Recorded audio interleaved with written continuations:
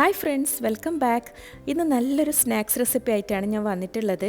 നമുക്കിത് വൈകുന്നേരം ചായയോടൊപ്പമോ അതുപോലെ തന്നെ രാവിലെ ബ്രേക്ക്ഫാസ്റ്റിനോ കുട്ടികൾക്ക് സ്കൂളിൽ ലഞ്ച് ബോക്സിലൊക്കെ കൊടുത്തുവിടാൻ പറ്റും. അത്രയ്ക്കും നല്ല ടേസ്റ്റി ആയിട്ടുള്ള ഒരു റെസിപ്പിയാണിത്.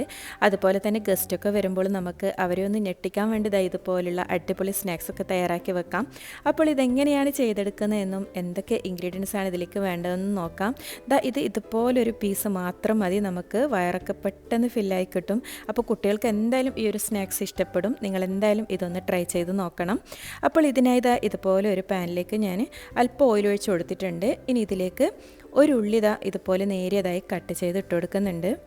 ആദ്യം ഇതിലേക്ക് ഒരു ചെറിയ മസാല തയ്യാറാക്കി എടുക്കണം. അപ്പോൾ അതിന് വേണ്ടിയിട്ടാണ്. അപ്പോൾ ഒരു മീഡിയം സൈസിലുള്ള ഉള്ളിയാണ് ഇപ്പോൾ ഞാൻ എടുത്തിട്ടുള്ളത്. ഇനി ഇത് നല്ലോണം ഒന്ന് വഴറ്റിയെടുക്കാം. ഇനി ഇതിലേക്ക് ചേർത്ത് കൊടുക്കുന്നുള്ളത് പച്ചമുളകാണ്. അപ്പോൾ ഒരു 2 പച്ചമുളക് ഇതുപോലെ പൊടിയായി കട്ട് ചെയ്ത് അതും കൂടി ഇതിലേക്കൊന്ന് ചേർത്ത് കൊടുക്കാം. അപ്പോൾ പച്ചമുളക് വേണ്ടാത്തവർക്ക് ഇതിലേക്ക് കുരുമുളക് പൊടി ചേർത്ത് കൊടുത്താലും മതി. ഇനി ഇതിലേക്ക് ചേർത്ത് കൊടുക്കുന്നുള്ളത് വെളുത്തുള്ളിയും ഇഞ്ചിയും പേസ്റ്റാണ്. അപ്പോൾ അത് ഇതുപോലെ ഒരു ടേബിൾ സ്പൂൺ ഇങ്ങനെ ഫുള്ളായിട്ട് ഇട്ട് കൊടുക്കാം. ഇനി ഇതെല്ലാം കൂടി നല്ലോണം ഇതിൻ്റെ ഒന്ന് പച്ചമണം മാറുന്നത് വരെ ഒന്ന് വഴറ്റിയെടുക്കാം.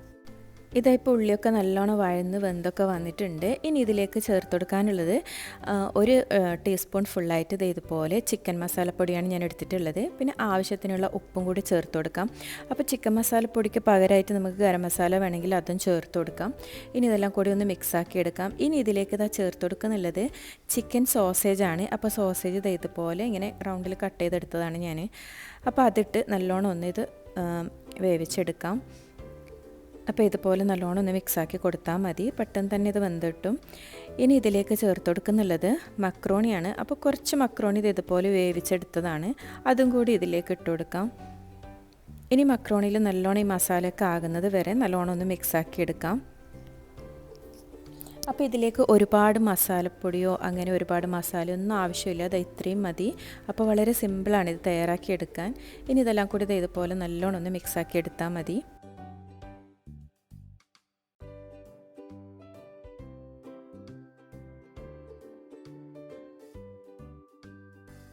ഒരുപാട് ഇങ്ങനെ വേവിച്ചെടുക്കേണ്ട ആവശ്യമില്ല. മക്രോണിയൊക്കെ ഇങ്ങനെ കുഴഞ്ഞു പോകും. അപ്പോൾ ഇത് ജസ്റ്റ് ഒന്ന് ഇങ്ങനെ മിക്സാക്കിയതിന് ശേഷം നമുക്ക് ഫ്ലെയിം ഓഫ് ചെയ്യാം. ഇതിലേക്ക് ഞാൻ അല്പം മല്ലിയില കൂടി ചേർത്ത് കൊടുക്കുന്നുണ്ട്. അപ്പോൾ സോസേജിന് പകരമായിട്ട് നമുക്ക് ചിക്കൻ വേവിച്ച് അതിൻ്റെ പീസാക്കി അങ്ങനെ എടുക്കാം. ഇനി ഫ്ലെയിം ഓഫ് ചെയ്ത് കൊടുക്കാം. ഇനി ഇതിലേക്ക് നമുക്കൊരു ബാറ്റർ തയ്യാറാക്കിയെടുക്കണം. അതിനായി ഇതുപോലെ 3 മുട്ട ഞാൻ എടുത്തിട്ടുണ്ട്. അപ്പോൾ അത് ഇതുപോലെ മിക്സിയുടെ ജാറിലേക്കൊന്ന് പൊട്ടിച്ചൊഴിച്ച് കൊടുക്കാം. ഇനി ഇതിലേക്ക് ഇതുപോലെ ഒരു വെളുത്തുള്ളി അല്ലിയും കൂടി ഞാൻ ഇട്ട് കൊടുക്കുന്നുണ്ട്. വെളുത്തുള്ളി ഇതുപോലെ ഒരല്ലി ഇട്ട് കൊടുത്താൽ മതി, ഒരുപാട് ഇട്ട് കൊടുക്കരുത്. അപ്പോൾ ഈ ഒരു വെളുത്തുള്ളിയൊക്കെ ചേർത്താൽ അത് ഒരു നല്ലൊരു ടേസ്റ്റാണ് ഈ ഒരു ബാറ്റർ. ഇനി ആവശ്യത്തിനുള്ള ഉപ്പും അതുപോലെ തന്നെ അല്പം ഒറിഗാനോയും ചേർത്ത് കൊടുത്തിട്ടുണ്ട്. പിന്നെ ഒരു 4 ടേബിൾ സ്പൂൺ ഫുള്ളായിട്ട് ഞാൻ മൈദയും കൂടി എടുത്തിട്ടുണ്ട്. 1/2 ഗ്ലാസ് പാലാണ്. അപ്പോൾ പാലും കൂടി ചേർത്ത് ഇത് നല്ലോണം ഒന്ന് അരച്ചെടുക്കാം മിക്സിയിൽ.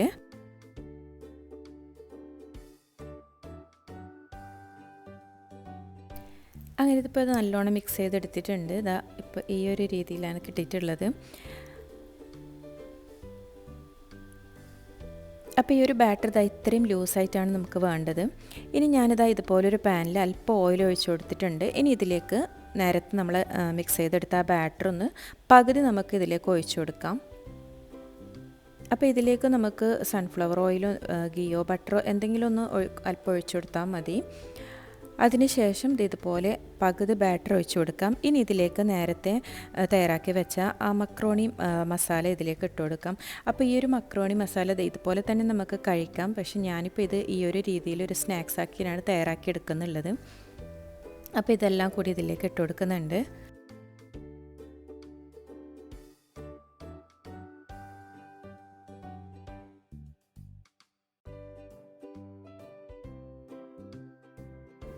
അങ്ങനെ ഇപ്പോൾ മക്രോണിയൊക്കെ ഇതിൻ്റെ മുകളിൽ ഞാൻ ഇട്ട് കൊടുത്തിട്ടുണ്ട്. ഇനി ബാക്കിയുള്ള ആ ഒരു മിക്സും കൂടി ഇതിൻ്റെ മുകളിൽ ഇതുപോലെ എല്ലായിടത്തും കവറാകുന്ന പോലെ ഒന്ന് ഒഴിച്ചു കൊടുക്കാം. അപ്പോൾ ഇത് എല്ലായിടത്തും ഇതുപോലെ ഫില്ലാക്കി വേണം ഒഴിച്ചു കൊടുക്കാൻ.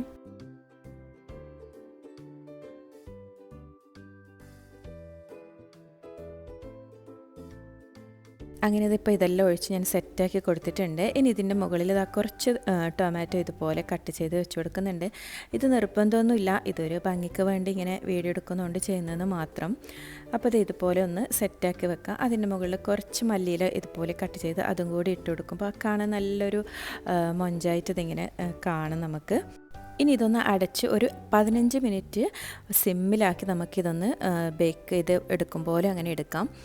അപ്പോൾ ഇതിപ്പോൾ എല്ലാ സൈഡും ഇങ്ങനെ ഇളകിയൊക്കെ വന്ന് കറക്റ്റ് വേവായിട്ടുണ്ട്. എല്ലാം അടിഭാഗമൊക്കെ നല്ലോണം വെന്ത് വന്നിട്ടുണ്ട്. അപ്പോൾ ഇതിൻ്റെ മുകൾ ഭാഗം കുറച്ചും കൂടി ഒന്ന് വേവിച്ചെടുക്കാം. അപ്പോൾ അതിനായിട്ട് ഇതുപോലെ ഒരു പാൻ ഞാൻ വെച്ച് ചൂടാക്കിയിട്ടുണ്ട്. അതിലേക്കൊന്ന് കുറച്ച് ഓയിൽ ഇതുപോലെ സ്പ്രെഡ് ചെയ്ത് കൊടുക്കാം.